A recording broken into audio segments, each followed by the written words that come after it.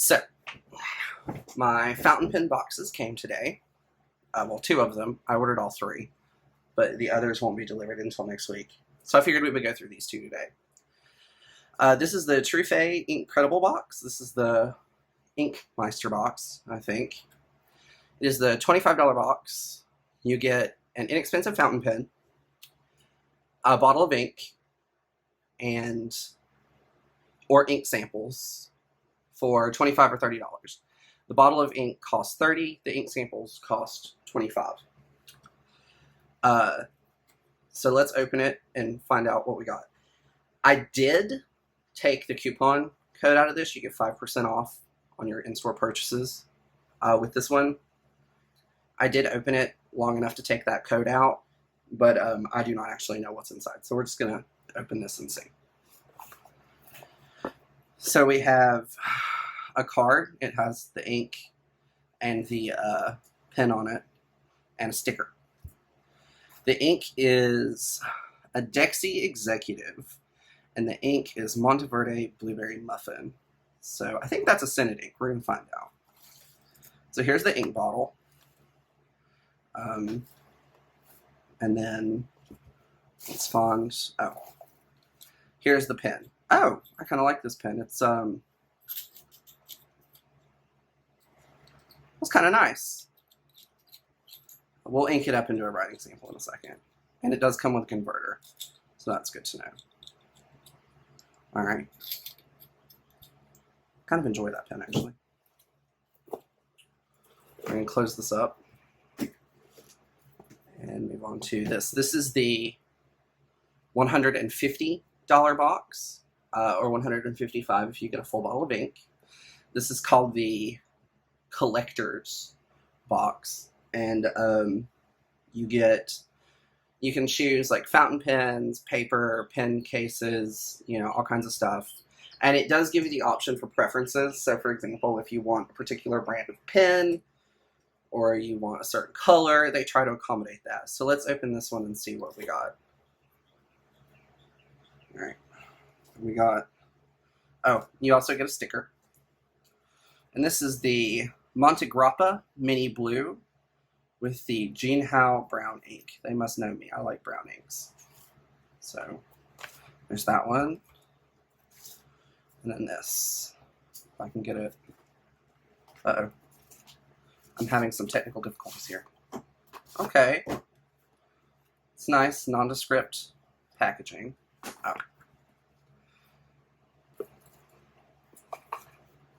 Okay. Not mad at it.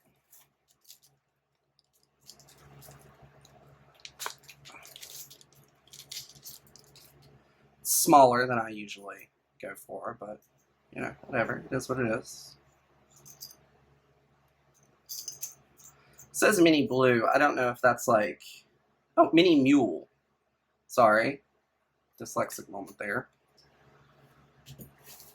Is there anything else? No, I don't think so. Okay. So let's swap these inks and do a writing sample. Get some paper here. Oops, sorry. Thankfully, that was empty.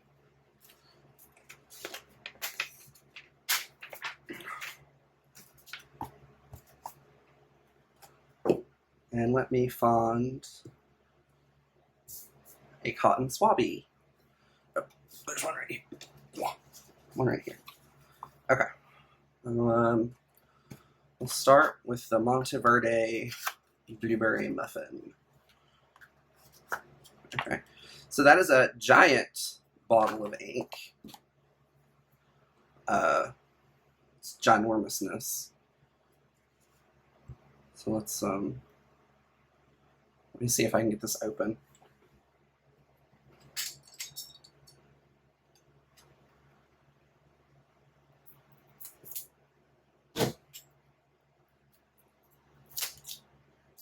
Alright, there we go. Comes in a nice nondescript bottle. Ooh. See, I was expecting a blue ink, not a... I don't know what color that is. Maroon, I guess? It looks like blueberries. No joke. magenta. All right, let's test out our pen. And I'm just going to dip it. I don't know if it's like, you know, something I want to. Ooh.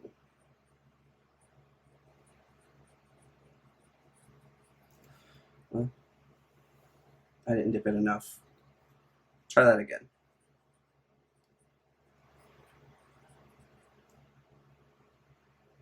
Okay, well, it's a very fine line. I will ink this up and we'll do a writing sample in a minute. I don't think it's going to dip for us. And then here we have the Jinhao brown. Let's see if this is a cool brown ink. Oh, I like the packaging. They protected their bottle. It's a very nice bottle. I'll give them that. Oops. Uh-oh. I fear this may be a yellow brown. Oh, no, it's a nice brown. It's very reminiscent of Waterman's Absolute Brown. We'll dip this one. Let's see. This one does post. We do know that. It's a little short, so I'm posting it today. Let's go.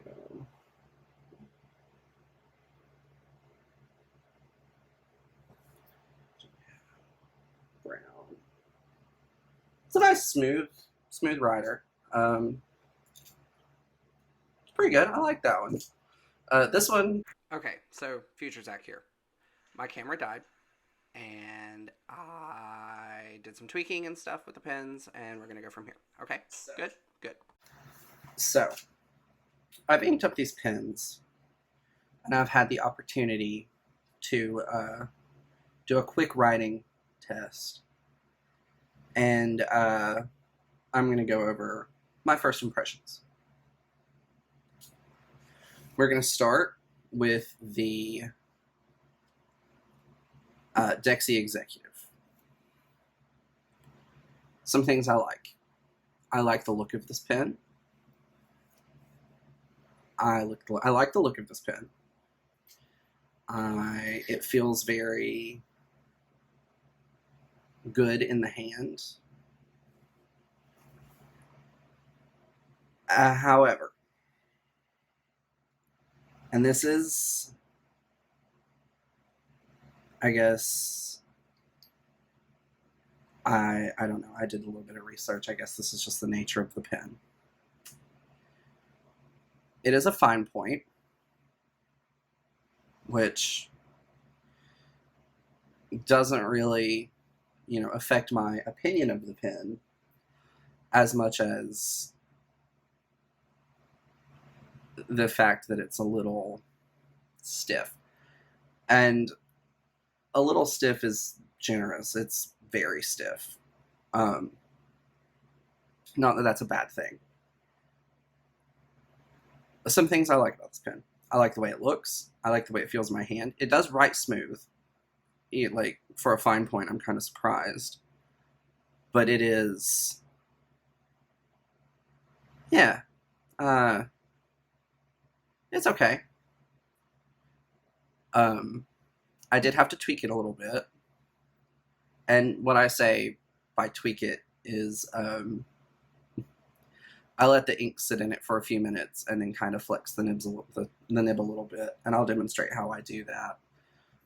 What I do is I typically find a hard, flat surface. I don't have one in front of me. For this pen, I just used a credit card. I will accept judgment for that. I find a hard, flat surface, and I press the nib down on it. And I will do that with... I'll just demonstrate on the paper. So what I do is I hold the pen like I normally would, and I just kind of do that number a little bit. Full disclosure. This needs to be done carefully, because you can and will, and I have, destroyed pens this way. It is effective only to a certain point. So do not do this to a pen thinking, oh, I'm going to turn my fine into a medium, or I'm going to turn my dry writer into like the juiciest pen imaginable. All that is doing is it's opening up the tines a little bit, and it will allow ink to flow. That's all it does. You're not going to fix any underlying nib issues. If the nib's out of alignment, you're not going to fix that. If it is scratchy, baby's bottom, all that other good stuff, you're not going to fix it. All you're doing is opening up the tines by nanometers at best. So that's what I did. And it does write better now. And I will demonstrate that. Sorry, lefty, you gotta tilt the page.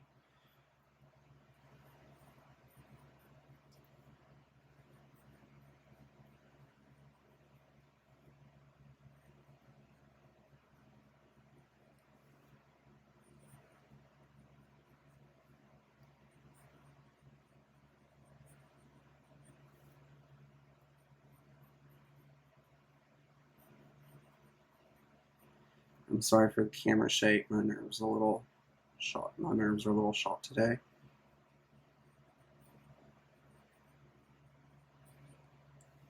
Okay. Now, information about this pen. This pen on Trueface's website, I can get it to sit still. Like I said, excuse the camera shake. I'm filming on a little stand, and it just wants to not cooperate today. A little bit about this pen.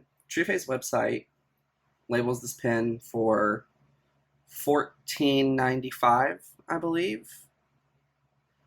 And then the Monteverde ink, sorry, again, this ink retails, I think, for $12. I'm not 100% on that. Prices, you know, are subject to change usually. So for $25, I'm not disappointed. I think they did a great job with that one. I'm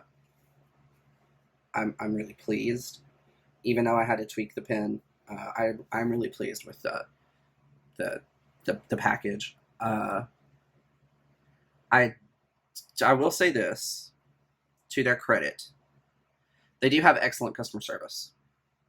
So for any reason I didn't like the pen, or I could not fix it, or whatever, you know, they do have excellent customer service, and I could have probably resolved it that way. And I mean, you do get a good bang for your buck there. I mean, if you think about it, you get a 90 milliliter bottle of ink and a $15 fountain pen for $25. So there's that one. I'm going to move that out of the way. And then we're going to move to this one. This is the Montegrappa Mini Mule in copper. Some things I like about this pen, some things I don't like about this pen. Things I like. It's a beautiful pen. It writes well. It has this really cool arabesque, I guess is the word for it, geometric design on the nib. I think is really pretty. It is also leans more toward the fine point. Montegrappa does that, and had I known they were sending a Montegrappa, I would have requested abroad. But I didn't know, so I'm not going to complain about it. It is smaller. We'll say that. I'm not really upset about that. The you know, one of my favorite pens is a Kaweco Sport, so that's not an issue. It retails for $236, I think, on their website. And then the Jinhao ink was, I think, also $12. So roughly it's a $250 value for $150. And if they have all kinds of coupon codes for your first subscription boxes. So technically, I got a $250 value for $77, which I think is pretty awesome. And had I, for example, despised Monte Grappa, which I don't, I could have totally said, do not send me Monte Grappa pens when I purchased it. And I could have said, do not send me Jinhao inks, or only send me blue inks, for example. They do take those into account. I didn't tell them to do that. I'm not that picky. I may add a note in the future and just be like, hey, try to accommodate the fact that I prefer medium nibs and I prefer broader medium nibs. So if you're sending, a Monte Grappa, the medium nib runs are fine. They'll accommodate that as best they can. But that's just me being pedantic. And I probably won't even do that.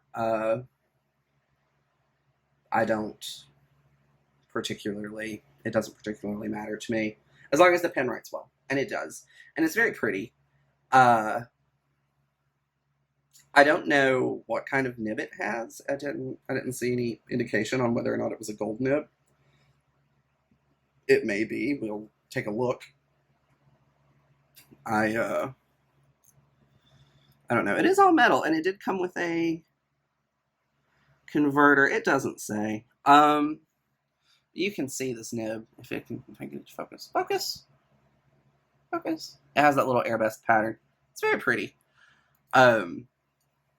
It's shiny, and it'll get fingerprints. I'm not a huge fan of that, but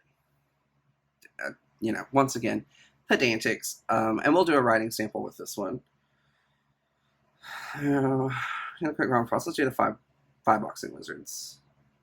And I didn't actually put ink in this one, so it may skip on us. I don't know yet. We're gonna find out.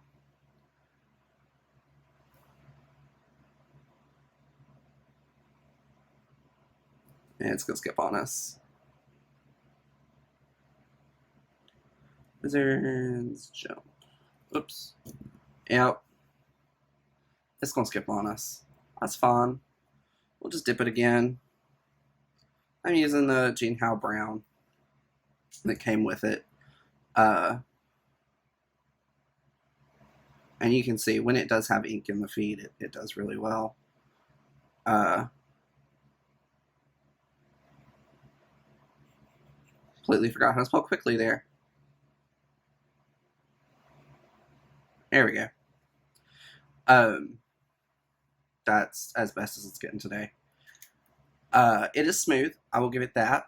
It's a smooth writer. It does very well. I feel like it's very portable.